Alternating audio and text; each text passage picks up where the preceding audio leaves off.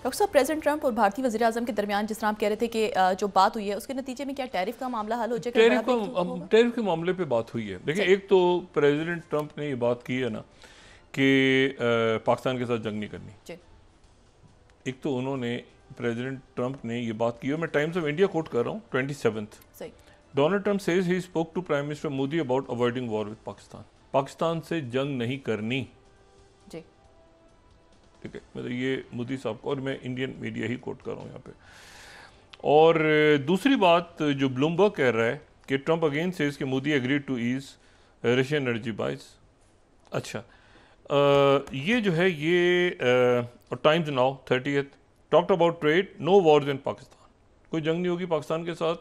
और ये 30th, तो पाकिस्तान के साथ जंग नहीं होगी, ऑयल नहीं खरीदना, और साथ ही टैरिफ के ऊपर बातचीत हो रही है। अच्छा, टैरिफ के ऊपर मैंने आपसे कहा ना कि टैरिफ के ऊपर अगर ये 15% हो जाता है, 15-16%, तो एक इशू है उससे तो भारत निकलेगा। बाकी इश्यूज अपनी जगह मौजूद है। बाकी इश्यूज पे मेरा नहीं ख्याल कि प्रेसिडेंट ट्रंप किसी भी तरह से ये H1B वीज़ा, क्योंकि वो वहाँ जो पॉलिसी बनी हुई है इस वक्त इमिग्रेंट्स के हवाले से, वो सारी दुनिया के लिए बनी हुई है। वहाँ पर वो अपना कोई गोल्ड कार्ड और ये सारा सिलसिला वगैरह वो कर रहे हैं, तो उसमें नहीं, लेकिन अगर टैरिफ के ऊपर होती है तो ये भी एक ब्रेक थ्रू होगा। लेकिन उसके साथ पाकिस्तान से जंग नहीं करनी। और मैंने जंगबंदी करवाई थी, फ़ोन किया था, जहाज़ गिरे थे, ये अपनी जगह इशू प्रेसिडेंट ट्रंप का है, बड़ी जंग रुकवाई थी, न्यूक्लियर वॉर होने लगी थी। तो लेकिन साइड लाइन्स पे मुलाकात की तैयारियां हो रही, हो भी सकती है, नहीं भी सकती, ठीक है। लेकिन और ये भी हो सकता है कि वो जाएं प्राइम मिनिस्टर मोदी, अगर माहौल साजगार हुआ, क्योंकि वहाँ जाके वो प्रेसिडेंट ट्रंप ही असल है ना जिनसे मुलाकात करनी है, तो वो जाते हैं, तो फिर वहाँ पे साइड लाइन से मुलाकात होंगी, नहीं तो आसियान का एक फोरम, बड़ा फोरम है। अच्छा, ये जो है ना मामलात के, अब 3-4 फ्रंट्स अगर आप लेना, पहले तो लें प्यूटिन के साथ, प्यूटिन की सेहत पे कोई असर नहीं पड़ेगा, प्रेसिडेंट ट्रंप की सेहत पे कोई असर नहीं पड़ेगा। इसमें अगर कहीं प्रॉब्लम सबसे बड़ी क्रिएट हो रही है तो यूरोप के लिए हो रही है, यूक्रेन के लिए, यूरोप के लिए हो रही। जंग आज बंद हो जाए या 15 दिन के बाद बंद हो या महीने के बाद बंद हो, प्रेसिडेंट ट्रंप किसी सूरत में रशिया से जंग नहीं छेड़ेंगे, अमेरिका रशिया जंग नहीं छेड़ेगा, ये तो तय बात है ना। उनकी पीस ट्रेन के ऊपर बात हो रही है, वो कहेंगे अच्छा आप लड़ते रहो, मैं तो अपनी इन्वेस्टमेंट लेके जा रहा हूँ वहाँ पे, मैं तो इन्वेस्टमेंट शुरू कर रहा हूँ, मैं तो वो तो वहाँ पे तो कंपनीज ऑलरेडी काम कर रही हैं पावर ऑफ साइबेरिया पे, तो वो जो है वो पाइपलाइन पे वो कहेंगे अच्छा आप करो, ठीक है आप करो, असला खरीदो और वहाँ पे आप हिट करो, अगर आप कर सकते हो डीप मेनलैंड रशिया में, और रशिया फिर जवाब देगा तो फिर हमसे नहीं कहना, मैं तो पहले कह रहा था कि जंगबंदी करवाओ। तो यहाँ एक ऐसी जगह है जहाँ, इसीलिए नेटो के सेक्रेटरी जनरल जो आज कहीं जो एक बैलेंस प्लान पेश करने जा रहे हैं ना, जिसमें नेटो की भी कामयाबी हो, यूरोप की भी कामयाबी हो, प्यूटिन, लेकिन क्या प्यूटिन उसको मान लेंगे, ये सवाल है ना।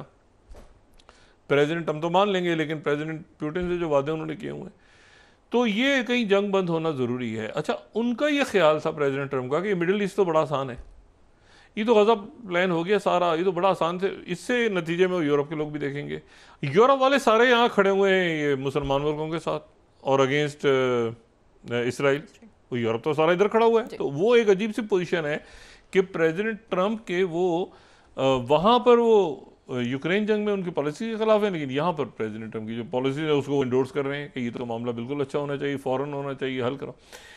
अच्छा, अब इसमें जो एक इशू है वो ये है कि जो क्या ये प्रेसिडेंट ट्रंप, यानी आप देखें ना कि ये आज से बस ये महीना अब इख्तिताम की तरफ जा रहा है, तो एक हफ्ता रह गया, एक हफ्ते के बाद उनकी शी जिनपिंग से मुलाकात है, और उससे पहले आसियान में है वो, और 3-4 रोज़ दरमियान में वो निकलने लगे हैं। और ये उनका एशिया का ट्रिप जो है, ये साउथ एशिया का, ये बहुत इंपॉर्टेंट है।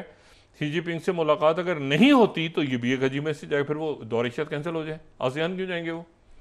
लेकिन अभी तक इतलात नहीं है कि आसियान जा रहे हैं वो, और आसियान के अंदर वहाँ पर तैयारी हो रही है, और वहाँ पर प्रेसिडेंट ट्रंप जा रहे हैं, और अभी तक जो है वो, लेकिन क्योंकि दरमियान में जो दोनों तरफ के लोग जो बातचीत कर रहे हैं, चाइना और अमेरिका के दरमियान में जो लोग बात कर रहे हैं, वो चाह रहे हैं कि मुलाकात हो जाए।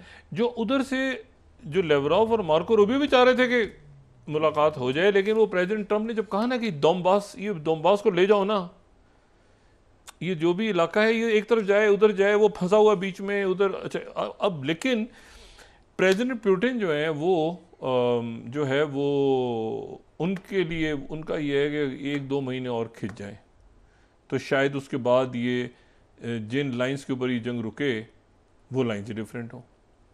और ये वो वक्त है जिसका मैं हर साल जब ये मौसम शुरू होता है तो मैं उसको ज़रूर याद दिलाता हूँ, और वो ये है जिसको जनरल विंटर कहते हैं। विंटर के अंदर जितनी जंगें हुई हैं तारीखी तौर पे वो रशिया की फेवर में गई हैं, चाहे वो नेपोलियन हो या हिटलर हो। वो विंटर के अंदर वो चूँकि, और ये यूक्रेन की जंग ने एक और चीज़ हमें समझाई है कि नेवी और ये आपके जो सैटेलाइट और ये बाकी स्पेस वॉरफेयर और हाइब्रिड, उससे हट के आर्टिलरी कितनी इंपॉर्टेंट है। ये यूक्रेन की जंग ने आर्टिलरी का हमें समझाया है। प्लस ये जो गज़ा में और ये इधर ईरान और ये जो मशरिक़ वस्ता में जो झड़पें, उसने भी हमें आर्टिलरी का समझाया है कि आर्टिलरी का आज की दुनिया में भी कितना उसका इंपॉर्टेंट रोल है। मिसाइल, ये लोग कहते हैं यार छोड़ दो ये मिसाइल छोटे छोटे, लेकिन अब वो पता चल रहा है कि छोटे छोटे मिसाइल भी ईरान के रशिया के पास जा रहे हैं, रशिया से उधर जा रहे हैं, उधर जा रहे हैं। तो अच्छा, अब जो तुर्की के ऊपर एक एतराज़ उठ गया है ना, जो एतराज़ काफ़ी उन्होंने कहा ये रेड लाइन है हमारी, अब खुल के बात आनी शुरू हो गई है। अच्छा, ये अब CNBC भी कोट कर रहा है 31 India to cut Russian oil purchase UAE to slash tariffs, ठीक है ना, इंडियन मीडिया रिपोर्ट कर रहा है। तो वो टैरिफ कम करेंगे, वो परचेजेस कम करेंगे, परचेजेस चलती रहेंगी किसी ना किसी हवाले से।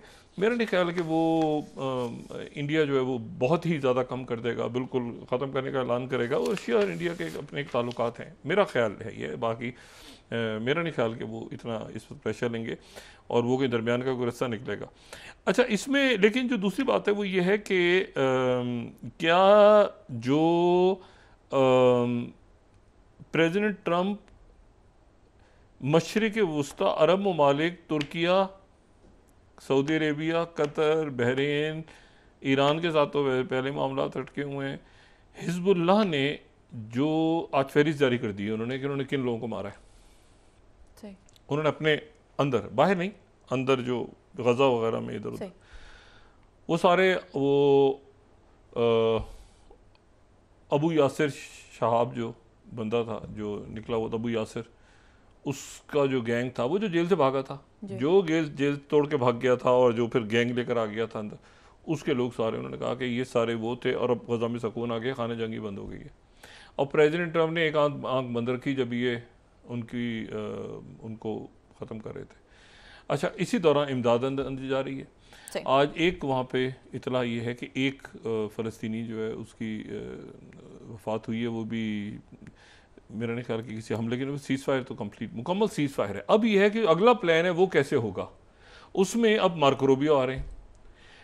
अच्छा, यहाँ पर अब इसका क्या हुआ है, पहले तो इसराइली फ़ौज कर रही है, इसराइली फ़ौज कर रही है, इसराइली फ़ौज। अब चूंकि अमेरिका और बरतानिया और बाकी मुल्क इधर बैठ रहे हैं आके, और मगरबी मुल्क कह रहे हैं कि हमारे कोई बूट्स ऑन ग्राउंड नहीं होंगे, उधर हमारी सिर्फ NGOs होंगी, तो इधर से जो अटैक करेंगे तो अपनी NGOs को मारेंगे। ये यहाँ फंस गया हुआ। और साथ ही वो ये इसराइल में बात हो रही है कि जो बड़ा ये गुडी गुडी बड़े अच्छी पसंद, अच्छा हम ये कहते हैं, ये अहमद शरा तो बंदा ही तुर्किया का है, तुर्किया और कतर और ये इनका ही तो बंदा है। तो ये इस तरफ जो हमारे गोलान के पहाड़ों पे बैठे हैं आके, तो ये जो अहमद शरा के अच्छा मैं बड़े ताल्लुकात है, ये तो बंदा ही उनका है, जिनको जो इसमें 2 फरीकैन है।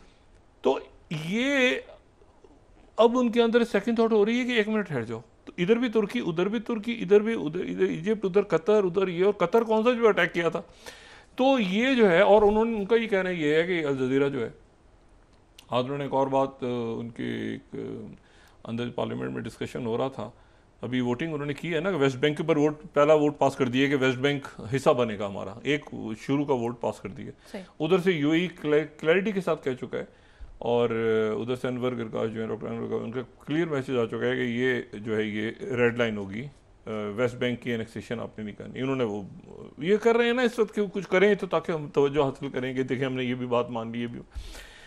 ये जो इशू है वो ये है कि इसमें जैसे ही प्रेसिडेंट ट्रंप, अब तो पुतिन की मुलाकात ऊपर नीचे हो गई, शी जिनपिंग से मुलाकात देखते हैं होती ही नहीं होती।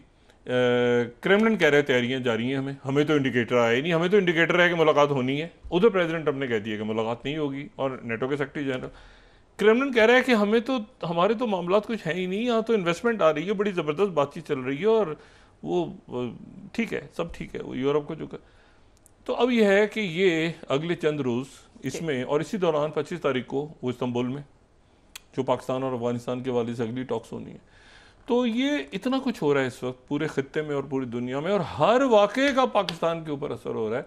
तो हम जहाँ पर बाकी दुनिया पे हर तरफ हम एक पॉलिसी तेज़ी के साथ, हमको परमानेंट पॉलिसी रख भी, इतने तेज़ वाक़यात हो रहे हैं कि आपको हर वक्त उसी के साथ सिक्योरिटी रिलेटेड है, उसी में सोशल अनरेस्ट है, इन्वेस्टमेंट्स कैसे होंगी, क्या होगा, क्या, तो उसमें मेरे ख्याल है कि थोड़ा सा हमें अपने अंदर पॉलिटिकल टर्मोइल को कम करना चाहिए। सोशल पॉलिटिकल टर्मोइल में क्या कहूँ, सोशल अनरेस्ट है, लोग परेशान हैं, उसे कम करना चाहिए, और ये देखना चाहिए कि हमने जो गेन किया है डिप्लोमेटिकली या अपने अस्करी महाज पे, सिक्योरिटी के महाज पे, ऐसा ना हो कि अंदर की हमारी जो आपस के हमारे जो मसले मसाइल हैं, झगड़े, और झगड़े क्या है, लोग परेशान हैं ना, झगड़े क्या मैं कहूँ, लोग परेशान हैं और वो एलीट आपस में लड़ रही है। तो ये है कि ये दुआ है कि ये जो बैरूनी महाज पे या सिक्योरिटी के महाज पे या सफारती महाज पे जो कि मिलिट्री डिप्लोमेसी है, तो उस महाज पे जो हमें कामयाबी हासिल हो रही है वो हमारे अंदर भी ट्रांसलेट हो, जी, मुल्क के अंदर भी। ये दुआ है हमारी। जी जी, बहुत शुक्रिया डॉक्टर।